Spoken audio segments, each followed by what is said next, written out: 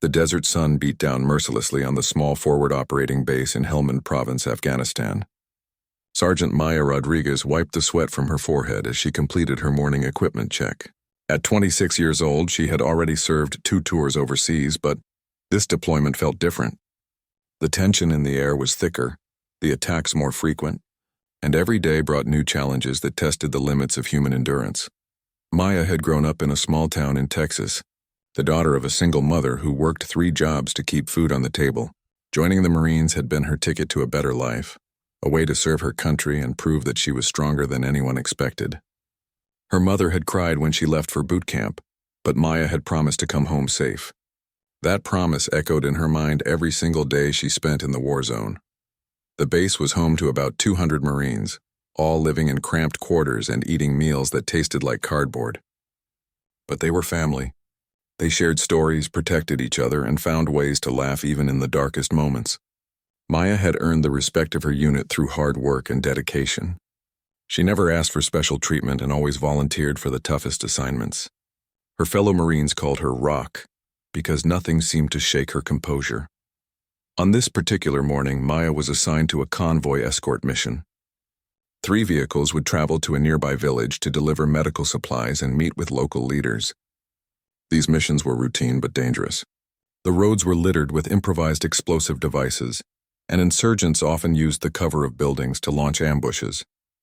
Every Marine knew that leaving the base meant accepting the possibility that they might not return.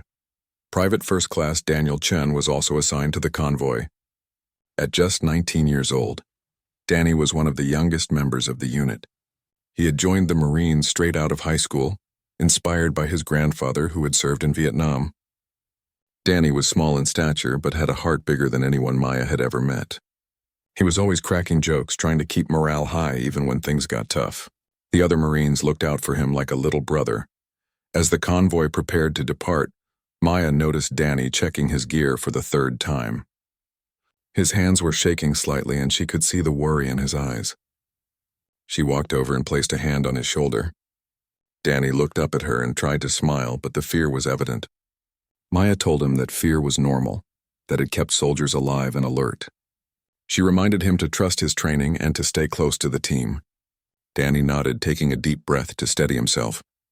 The 3 Humvees rolled out of the base just after dawn. Maya was in the 2nd vehicle, serving as the gunner in the turret. The position was exposed and dangerous, but it gave her a clear view of the surrounding terrain. She scanned the rooftops and windows, looking for any signs of threat. The radio crackled with constant chatter as the convoy moved slowly along the dusty road. Every pothole, every pile of trash, every abandoned vehicle was a potential bomb waiting to explode. The village was only 5 miles from the base, but the journey felt like it took hours. The tension inside the vehicles was palpable. Nobody spoke unless necessary. Everyone was focused on their assigned sectors, watching for danger. Maya's heart pounded in her chest, but her hands remained steady on the machine gun. She had learned to control her fear, to channel it into heightened awareness and quick reflexes. They were less than a mile from the village when the first explosion ripped through the air. The lead vehicle disappeared in a massive cloud of dust and debris. The blast was so powerful that it lifted the Humvee off the ground and flipped it onto its side. Maya's vehicle skidded to a halt, and immediately the Marines began taking enemy fire from multiple directions. Bullets pinged off the armor plating, and the air filled with the sounds of shouting and gunfire. Maya returned fire, her training taking over as she targeted the muzzle flashes coming from a nearby building. The 3rd vehicle in the convoy had stopped behind them, and Marines were dismounting to establish a defensive perimeter. Through the chaos and smoke, Maya could see figures moving near the overturned lead vehicle. She knew there were 4 Marines inside, and every second counted if they were going to survive. The platoon sergeant was screaming orders over the radio, calling for air support and a medical evacuation, but help was at least 20 minutes away. The ambush had been well planned, with insurgents positioned in multiple buildings, creating a crossfire that made it nearly impossible to reach the destroyed vehicle safely. Maya could see flames beginning to lick at the underside of the overturned Humvee. If there was fuel leaking, the entire vehicle could explode at any moment. Without thinking about her own safety, Maya made a decision that would change her life forever. She told the driver she was going to check on the lead vehicle. Before anyone could stop her, she jumped down from the turret and started running toward the wreckage. Bullets kicked up dust around her feet, and she could hear her fellow Marines shouting for her to come back. But all she could think about were the 4 men trapped inside that vehicle, counting on someone to save them. Maya sprinted across the open ground, her boots pounding against the hard-packed earth. Time seemed to slow down as adrenaline surged through her body. She could hear her own breathing, loud and rapid inside her helmet. The distance to the overturned vehicle was only about 50 yards, but it felt like miles. Every step brought her closer to the flames and the enemy fire that seemed to be coming from everywhere at once. She zigzagged as she ran, trying to make herself a harder target. A bullet whizzed past her head so close that she felt the air displacement. Another round hit the ground just inches from her left foot, sending up a spray of dirt and rocks. Behind her, she could hear the covering fire from her unit intensifying as they tried to suppress the enemy positions. The sound of machine guns and rifles created a deafening wall of noise that made it impossible to think clearly. When Maya reached the overturned Humvee, she immediately assessed the situation. The vehicle was on its side, with the passenger compartment crushed and twisted from the blast. Smoke was pouring from the engine compartment, and she could smell gasoline mixing with the acrid scent of explosives. The doors were jammed shut and she could hear groaning from inside. Someone was alive, and that meant there was still hope. Maya grabbed the handle of the rear door and pulled with all her strength. It wouldn't budge. The metal was bent and warped from the explosion, sealing the Marines inside what was quickly becoming a death trap. She could feel the heat from the growing fire on her face and sweat poured down her back. Her hands were shaking now, not from fear but from the sheer physical effort of trying to force the door open. She needed help, but there was no time to wait for anyone else to arrive. Using the butt of her rifle, Maya smashed at the window of the rear door. The bulletproof glass cracked but didn't shatter. She hit it again and again, putting every ounce of strength into each blow. Finally, the glass gave way, creating an opening large enough for her to reach through. Inside, she could see 3 Marines unconscious and covered in blood.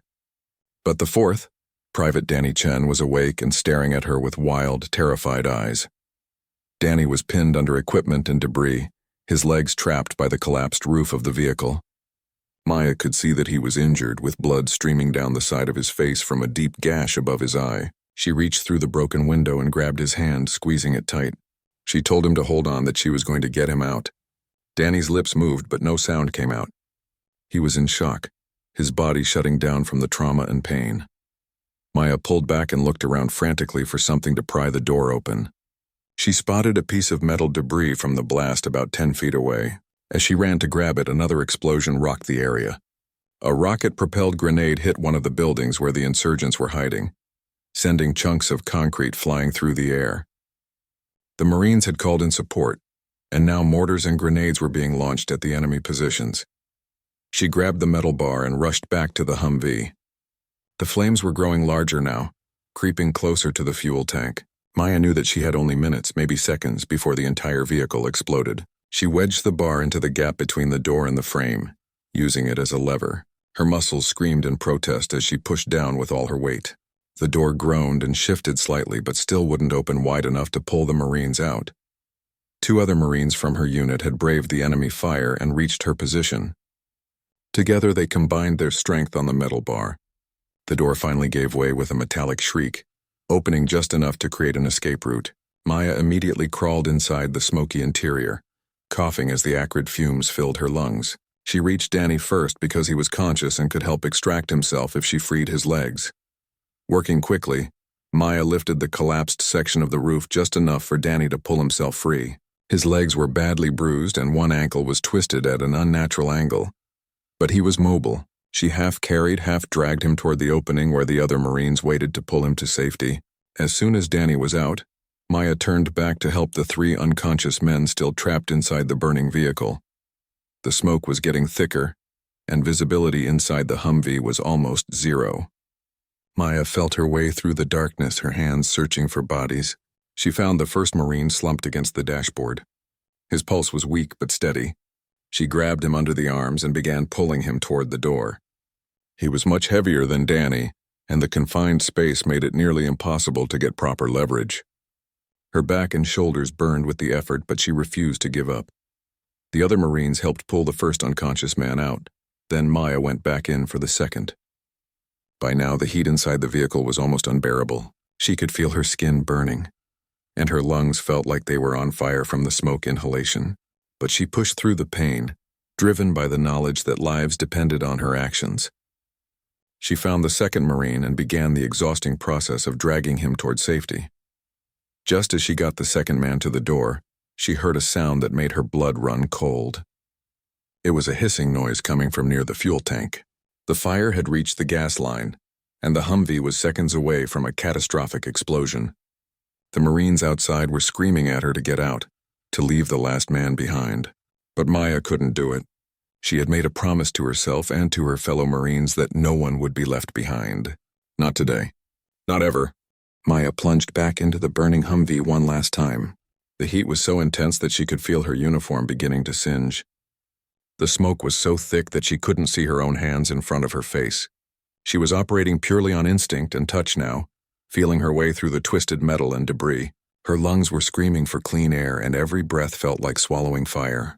But somewhere in that darkness was the fourth Marine, and she was determined to bring him home. Her hands finally found him wedged in the front passenger seat.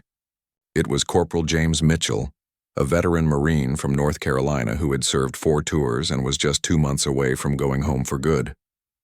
His body was limp and unresponsive, and Maya couldn't tell if he was breathing. She grabbed the front of his tactical vest and pulled, but he wouldn't budge. His leg was caught under the crushed dashboard, trapped by hundreds of pounds of twisted metal.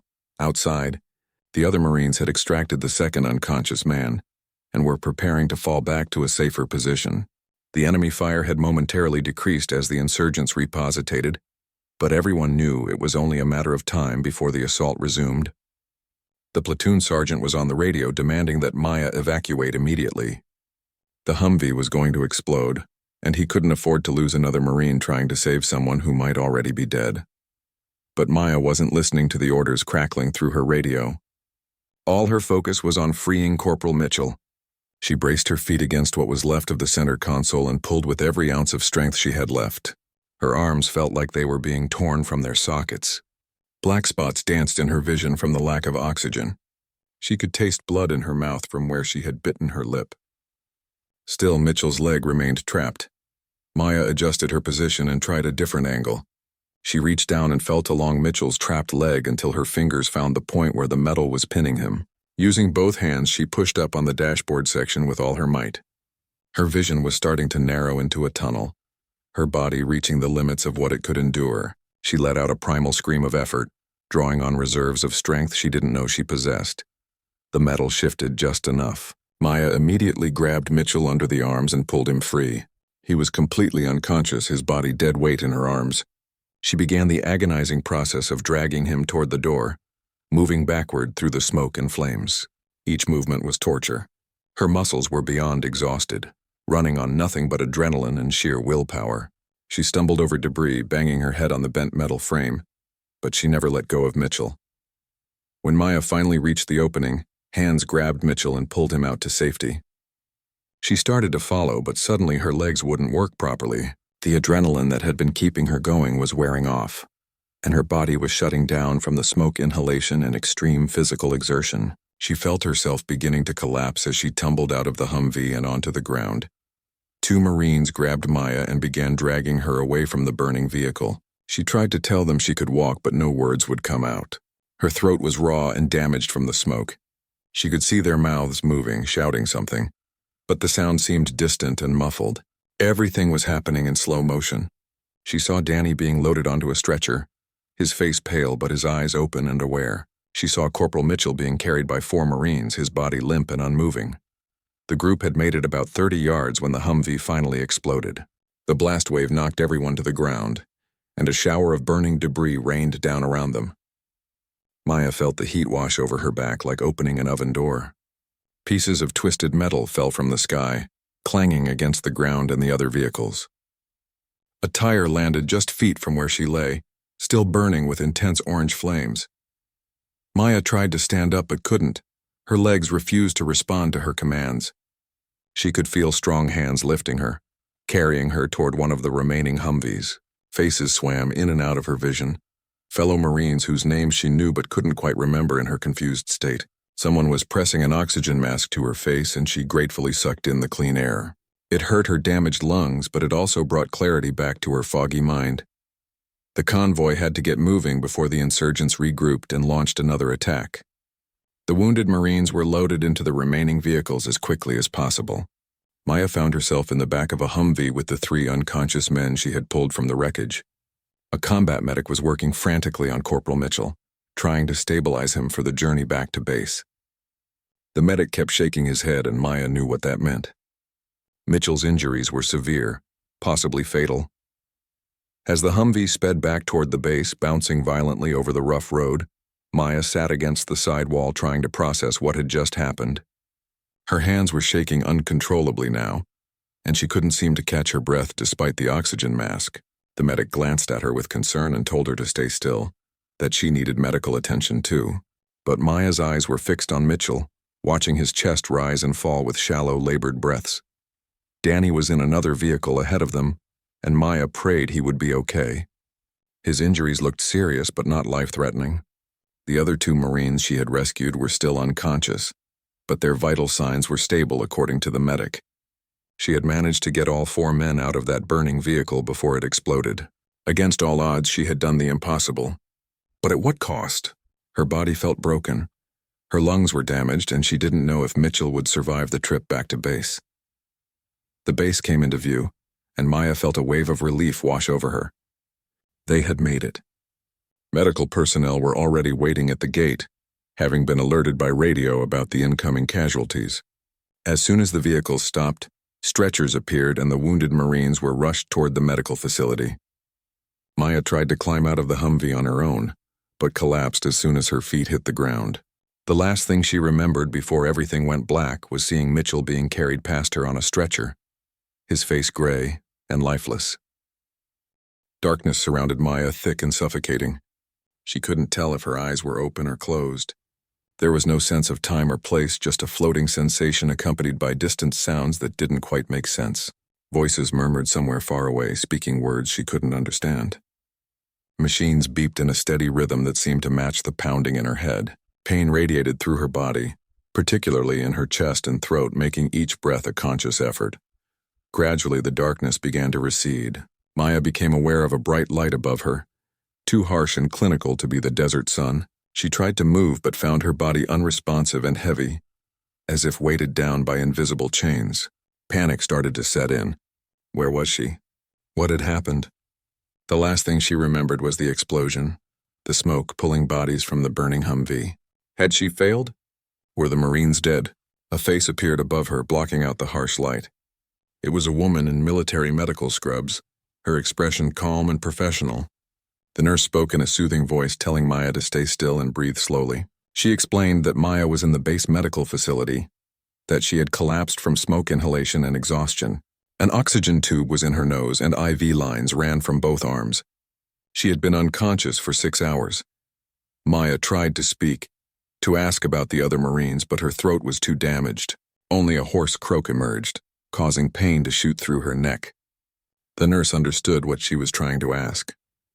She smiled gently and told Maya that all 4 Marines she had rescued were alive. Danny was being treated for a fractured ankle and lacerations, but he was stable and already complaining about the hospital food. The other 2 Marines had regained consciousness and were expected to make full recoveries. But when Maya gestured toward where she had last seen Corporal Mitchell, the nurse's expression changed. She hesitated before explaining that Mitchell was in critical condition. He had suffered severe internal injuries and had been evacuated to the larger military hospital in Germany. The doctors had done everything they could at the base, but his survival depended on the specialized surgeons overseas. The next 48 hours would be crucial in determining whether he would make it. The news hit Maya hard. She closed her eyes, feeling tears leak from the corners. She had risked everything to save him, had nearly died pulling him from that wreckage. The thought that he might not survive was almost unbearable. The nurse squeezed her hand and told her that without Maya's actions, Mitchell would have died in the explosion for certain. She had given him a fighting chance, and that was more than anyone could ask for. Over the next 2 days, Maya remained in the medical facility recovering from her injuries. The smoke inhalation had damaged her lungs, and the doctors wanted to monitor her breathing closely.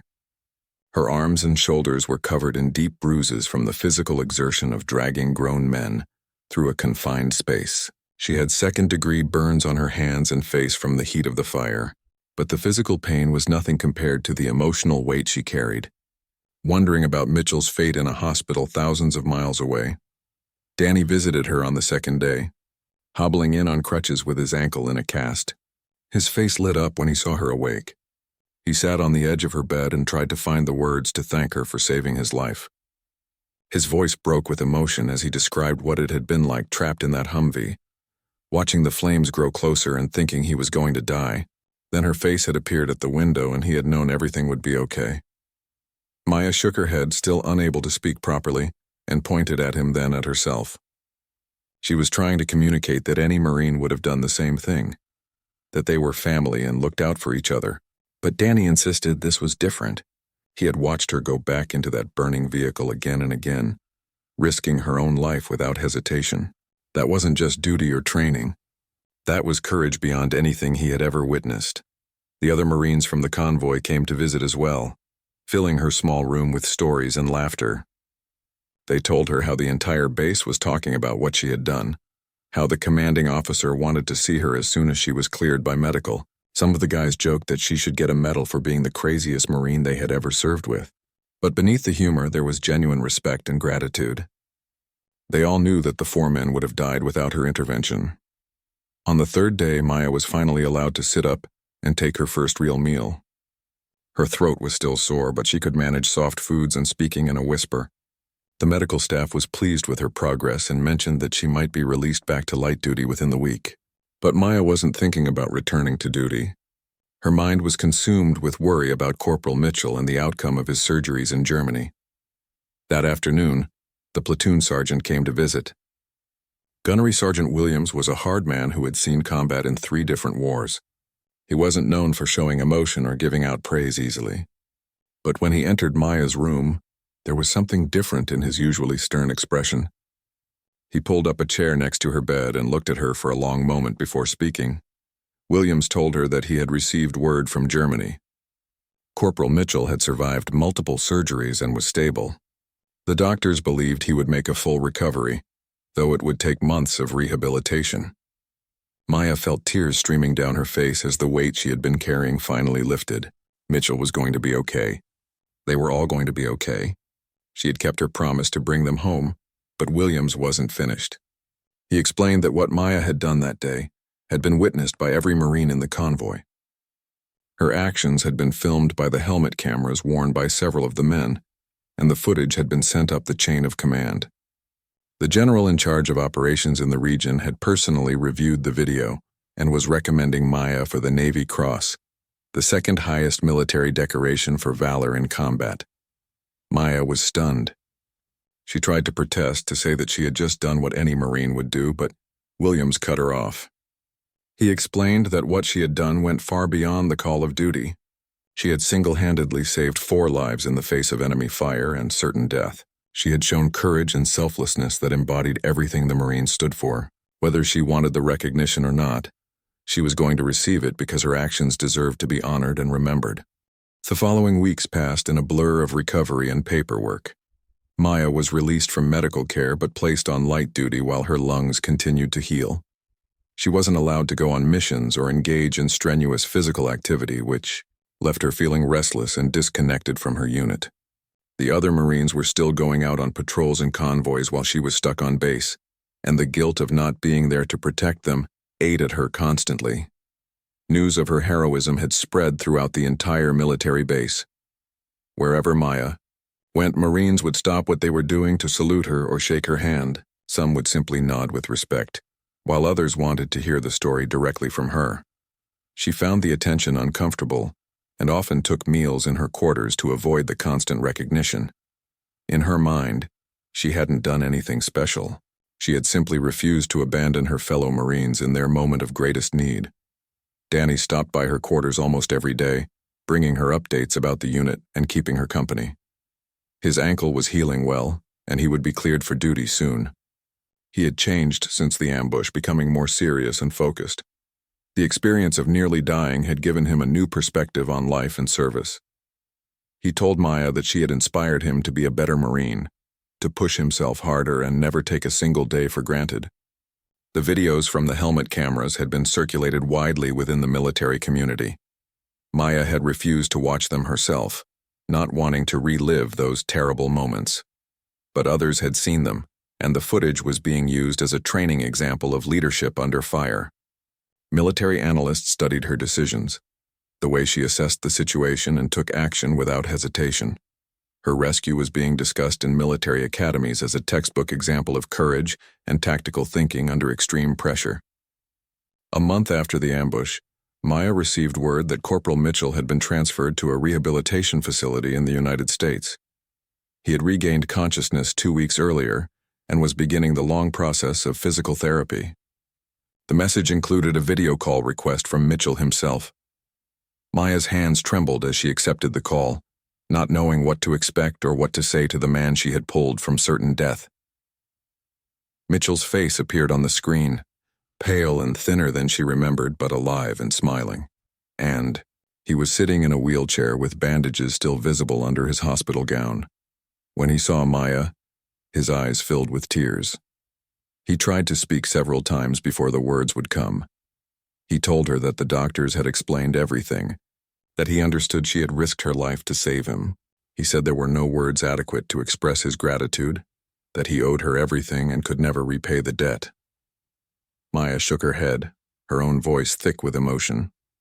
She told him there was no debt, that Marines took care of each other. She reminded him of all the times he had mentored younger Marines, how he had saved lives through his experience and leadership over 4 tours. She said she had simply returned the favor, doing what he would have done for any of them. The conversation lasted over an hour, with both of them sharing memories and making promises to stay in touch after their service ended. 2 months after the ambush, Maya was called to the commanding officer's quarters.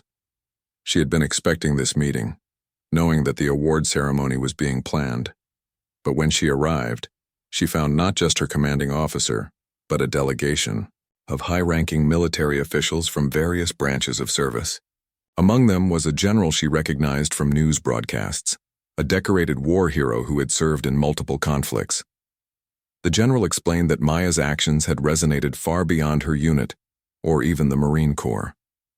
Her story had been shared across all military branches and had reached civilian media as well. The American public had embraced her as a symbol of military courage and sacrifice.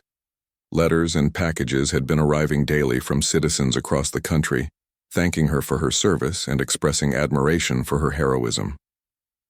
The military wanted to organize a proper ceremony to present her with the Navy Cross. But there was more. The general explained that 500 Marines from different units across the region had requested permission to attend the ceremony.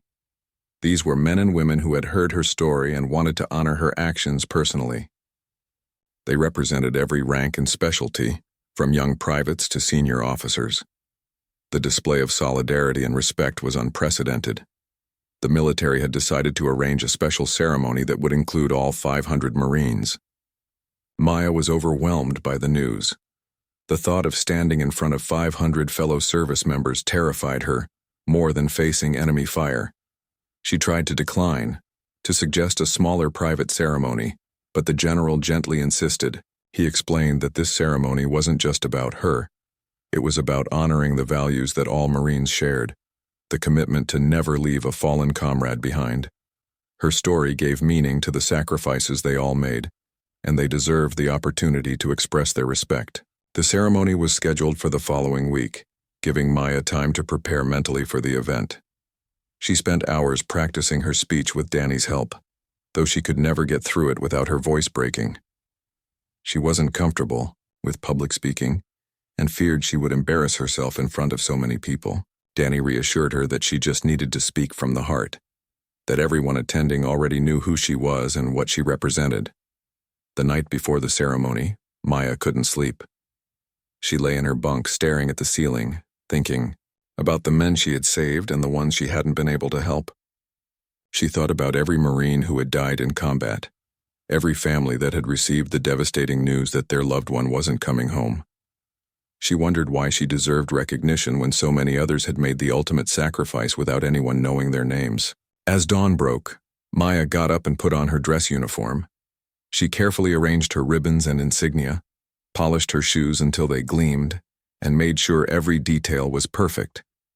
If she was going to stand in front of 500 Marines, she would honor them by looking her absolute best. Danny arrived to escort her to the ceremony grounds, and they walked together in silence, both nervous about what the day would bring. When they arrived at the parade ground, Maya's breath caught in her throat. 500 Marines stood in perfect formation, creating a sea of dress uniforms that stretched across the entire field. The morning sun glinted off polished brass and metals. Every face was turned toward the platform where the ceremony would take place. The sight was both beautiful and intimidating, a display of military precision and unity that Maya had never witnessed before. As Maya walked toward the platform, accompanied by senior officers, something unexpected happened. One Marine began to clap, then another joined in. Within seconds, all 500 Marines were applauding, the sound rolling across the parade ground like thunder. Maya felt tears threatening to fall but held them back, keeping her composure as she climbed the steps to the platform. This moment was bigger than her individual actions. It represented something fundamental about military service, about the bonds forged in combat, about the promise to protect and honor those who serve alongside you. Maya stood at attention on the platform, facing the 500 Marines assembled before her. The applause continued for what felt like an eternity before the commanding officer raised his hand for silence. The parade ground fell quiet, with only the sound of flags snapping in the desert wind. Maya could feel the weight of hundreds of eyes upon her, and she forced herself to breathe slowly and maintain her military bearing, despite the emotions swirling inside her chest. The general stepped forward to address the assembled troops. His voice carried across the field as he spoke about the values that defined military service. He talked about courage, sacrifice, and the commitment that every service member makes to protect their brothers and sisters in arms. He explained that true heroism wasn't found in seeking glory or recognition, but in the split-second decisions to put others before yourself when death is staring you in the face. Then the general began recounting the events of that day 2 months ago. He described the ambush, the exploding Humvee, and the 4 Marines trapped inside. He spoke of the enemy fire raining down, the flames growing closer to the fuel tank, and the certainty that anyone approaching the vehicle would likely die. As he detailed each moment of the rescue, Maya found herself transported back to that day, feeling the heat on her face and the smoke burning her lungs all over again. The general's voice grew stronger as he described how Maya had run toward the burning vehicle not once, not twice, but 4 separate times.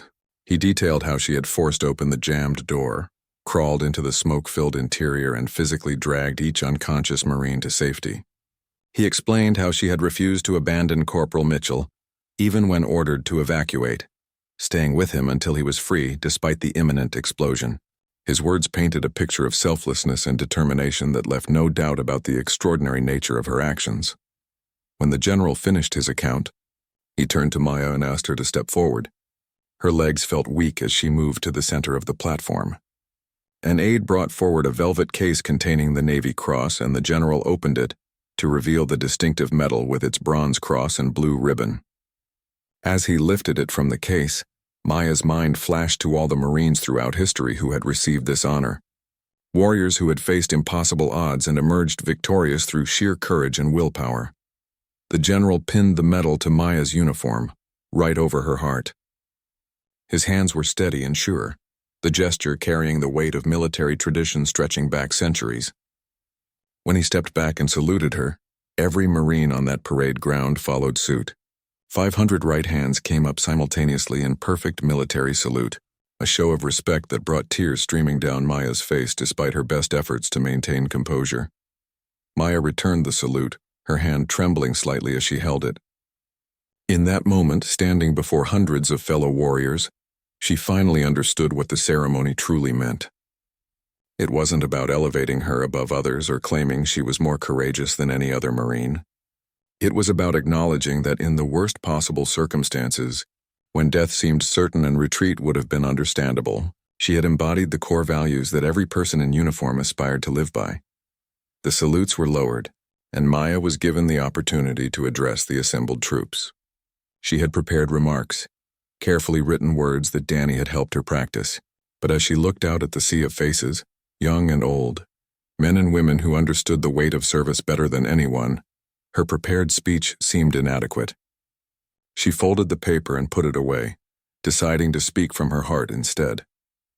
Maya's voice was soft at first, still damaged from the smoke inhalation, but it grew stronger as she spoke. She thanked everyone for attending and for their kind words, but she insisted that she was not a hero. She explained that heroes were the Marines who went on patrol every single day knowing they might not return. Heroes were the medics who ran toward gunfire to save wounded comrades. Heroes were the families back home who waited anxiously for their loved ones to come home safe, living with constant fear and uncertainty. She spoke about the 4 Marines she had pulled from the Humvee, describing each of them by name and sharing stories that highlighted their character and contributions. She told the crowd about Danny's infectious humor that kept morale high during the darkest days. She described Corporal Mitchell's mentorship of younger Marines and his dedication through 4 tours of service. She wanted everyone to understand that those men were the real heroes, that they represented thousands of service members who served with honor and courage every single day, without recognition. Maya's voice broke as she talked about the Marines who hadn't made it home, the ones who had given their lives in service to their country. She spoke of memorial services she had attended, of boots and rifles arranged in somber tribute, of names etched on walls that would stand long after everyone present had passed away. Those were the true heroes, she insisted, the ones who had paid the ultimate price and deserved far more honor than she could ever receive. Then Maya addressed what she called the real lesson of that day. She explained that every Marine is trained to never leave a fallen comrade behind, that this principle is drilled into them from the first day of boot camp. What she had done wasn't exceptional or unique. It was simply living up to the oath they all took and the values they all shared. She said that she knew, without any doubt, that every single person standing on that parade ground would have done exactly the same thing if they had been in her position. The crowd was silent as Maya continued, her words resonating with the shared experiences of combat and service. She talked about the bonds formed between Marines, relationships deeper than friendship or family. She described how combat strips away all the superficial differences between people, revealing the fundamental truth that they all depend on each other for survival. In those moments when bullets are flying and bombs are exploding, nothing matters except protecting the person next to you. Maya concluded by saying that she accepted the medal not for herself alone, but on behalf of every Marine who had ever risked their life for a fellow service member. She said the Navy Cross would serve as a reminder of the promise they all made to each other, the commitment that transcended individual safety or comfort. She pledged to carry forward the memory of those who had fallen and to honor their sacrifice by continuing to serve with the same dedication and courage they had shown. As she finished speaking, there was a moment of profound silence. Then the applause began again, even louder than before. But this time it felt different to Maya. It wasn't just about her actions anymore. It was an acknowledgement of the shared bonds and values that united everyone present. The applause was for every act of courage, every sacrifice made, every promise kept by service members throughout history. The ceremony continued with the presentation of additional commendations for other Marines who had participated in the rescue and fought off the ambush. Maya was grateful for this, wanting the recognition spread among all who had contributed to the mission's outcome. Danny received a Bronze Star for his actions during the firefight before being wounded, and several other Marines were honored for their bravery under fire. After the formal ceremony concluded, something unexpected happened. The 500 Marines didn't immediately disperse as planned. Instead, they formed 2 long lines, creating a pathway from the platform. Maya was confused until the general explained that the Marines wanted to personally shake her hand and thank her. It was an impromptu gesture, not part of the official program, but one that the commanding officers decided to allow. Maya walked between the 2 lines of Marines, shaking hands and exchanging brief words with each person. Some simply nodded with respect. Others shared quick stories about their own combat experiences, or told her how her actions had inspired them. A few older Marines with tears in their eyes thanked her for reminding them why they had chosen to serve. Young privates looked at her with admiration, seeing proof that one person's courage could make a real difference. The process took over 2 hours, but Maya never rushed it. She made eye contact with each Marine, acknowledged their gratitude, and tried to convey her own appreciation for their service. Her hand was sore from shaking so many hands. Her voice grew hoarse from speaking, but she refused to cut the interaction short. These warriors had taken time from their duties to honor her, and she owed them her full attention and respect. When the last Marine had been greeted, Maya finally allowed herself to feel the exhaustion that had been building throughout the day. Danny appeared at her side, offering his arm for support. Together they walked away from the parade ground, leaving behind the physical space but carrying with them the memory of what had transpired. Maya knew that this day would stay with her forever, a reminder of the extraordinary community she had become part of when she chose to serve her country. The months following the ceremony brought unexpected changes to Maya's life. Her story had spread beyond the military community and captured the attention of the American public. News organizations requested interviews, and she received thousands of letters from people across the country. Schools invited her to speak to students about courage and service. Veterans groups wanted her to attend their events. The attention was overwhelming for someone who had only wanted to serve quietly and do her job well. Maya completed her deployment and returned to the United States 6 months after the ambush. The transition from combat zone to civilian life was difficult, as it is for most service members. The hypervigilance that had kept her alive in Afghanistan didn't simply turn off when she stepped onto American soil. Loud noises made her flinch. Crowded spaces triggered anxiety. She found herself constantly scanning for threats that didn't exist in her peaceful hometown. Her mother had organized a small welcome home party, inviting family and close friends. When Maya walked through the door, she was met with tears, hugs, and the overwhelming love of people who had worried about her every single day. She was deployed. Her mother held her for a long time without speaking, just grateful to have her daughter back alive and whole. Neighbors who had known Maya since childhood told her how proud they were, how she had inspired the entire community. But Maya struggled with the label of hero that everyone seemed eager to place on her. She attended therapy sessions at the VA hospital, working through the trauma of combat and the guilt that many survivors carry. Why had she lived when so many others had died? What made her actions more worthy of recognition than the countless other acts of bravery that happened every day in war zones around the world? The therapist helped her understand that her feelings were normal, that accepting recognition didn't diminish the sacrifices of others. Danny stayed in touch through regular video calls and text messages. He had decided to make the Marine Corps his career, inspired by his experience and the bonds he had formed with his unit. He told Maya that he wanted to be the kind of Marine that others could count on, the way he had counted on her. Their friendship had been forged in fire, and distance couldn't weaken the connection they shared. Corporal Mitchell's recovery progressed slowly but steadily. He had to relearn basic tasks and spent months in physical therapy rebuilding his strength. Maya visited him several times at the rehabilitation facility, and each visit reinforced her belief that she had made the right choice that day. Mitchell's wife and 3 young children got to keep their husband and father because Maya had refused to give up. That reality made all the pain and trauma worthwhile. A year after the rescue, Maya received an invitation that surprised her. A documentary filmmaker wanted to tell her story as part of a larger project about military courage and sacrifice. Initially, Maya declined. She didn't want to exploit her experience or draw more attention to herself. But the filmmaker explained that the documentary would focus on all 4 Marines she had saved, telling their stories and showing the long-term impact of that single day on multiple families.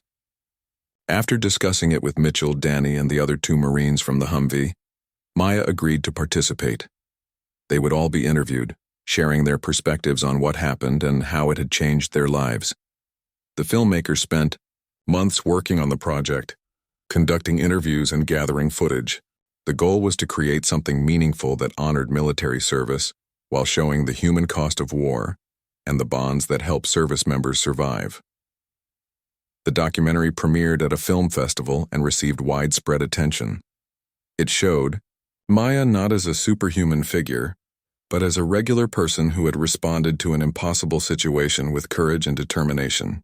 It depicted the rescue in stark detail but also explored the aftermath, the struggles with trauma, the long road to recovery for the wounded Marines, and the rippling effects on families and communities. Maya attended the premiere with her mother, Danny, Mitchell and his family, and the other 2 Marines from the rescue. Watching the events unfold on screen was difficult, bringing back memories that Maya had worked hard to process.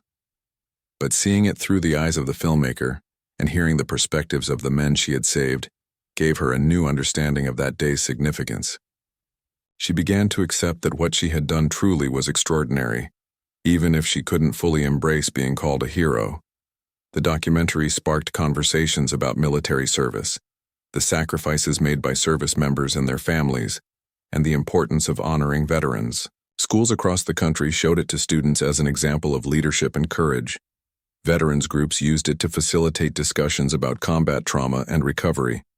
Maya found herself invited to speak at these events, and she gradually became more comfortable sharing her story as a way to honor all who served. 3 years after the ambush, all 4 Marines she had saved attended a reunion at a beach house in North Carolina. They spent a weekend together, sharing meals, telling stories, and simply enjoying each other's company outside the context of military service. Mitchell was fully recovered and had returned to civilian life, working as a firefighter. Danny was a sergeant now, stationed in California and thriving in his military career. The other 2 Marines had also transitioned successfully, finding purpose and meaning in their post-military lives. On the last night of the reunion, they built a bonfire on the beach and sat around it talking late into the night. The conversation eventually turned to that day in the desert, something they rarely discussed directly. Mitchell told Maya that he remembered very little of the actual rescue, just fragments of sensation and sound, but what he remembered most clearly was regaining consciousness in the hospital and learning what she had done. In that moment, he had understood the true meaning of the Marine motto, Semper Fidelis, always faithful. Danny spoke about how the experience had changed his entire perspective on life and service. He said that watching Maya risk everything to save him and the others had shown him what it truly meant to live by Marine values rather than just reciting them. He had dedicated his career to being worthy of the second chance she had given him, to honoring her sacrifice by becoming the best Marine he could be. The other 2 Marines shared similar sentiments, explaining how Maya's actions had inspired them to live more purposefully and to never take a single day for granted. They talked about the children they had gotten to raise, the milestones they had gotten to experience, the lives they had gotten to build because one person had refused to leave them behind. The gratitude was overwhelming, almost too much for Maya to absorb. Maya listened to them speak, finally allowing herself to accept the impact of her actions. She told them that saving them had been the most important thing she had ever done, that knowing they were alive and thriving gave her life meaning and purpose. She explained that she carried them with her every day, that their survival was proof that courage and sacrifice could make a real difference in the world. She thanked them for giving her the opportunity to live up to the values she had sworn to uphold. As the fire burned down and the stars emerged overhead, the 5 of them sat in comfortable silence. They were bound together by an experience that few people could understand, connected by bonds that would last the rest of their lives. Maya looked around at their faces illuminated by the dying flames and felt a profound sense of peace. She had served with honor, kept her promises, and brought her brothers home. Whatever challenges the future held, she would face them knowing she had lived up to the Marine Corps values and made a difference when it mattered most. The Navy Cross still hung on the wall of her bedroom, a reminder of that terrible and extraordinary day. But Maya knew the real honor wasn't the medal or the recognition. It was the knowledge that 4 families remained whole because she had refused to give up. It was the friendship and respect of the Marines she had served with. It was the second chance at life that Mitchell, Danny, and the others had received. Those were the true rewards of her actions, more valuable than any medal could ever be. Maya's story became part of Marine Corps lore, told in training sessions and used as an example of the warrior ethos. But for Maya herself, it was simply a defining moment that revealed who she truly was and what she was capable of when tested. She had discovered reserves of strength and courage she didn't know existed, pushed past the limits of human endurance, and emerged forever changed. The young woman from Texas who had joined the Marines seeking a better life had found something far more valuable. She had found her purpose and proven that one person's courage could change the world.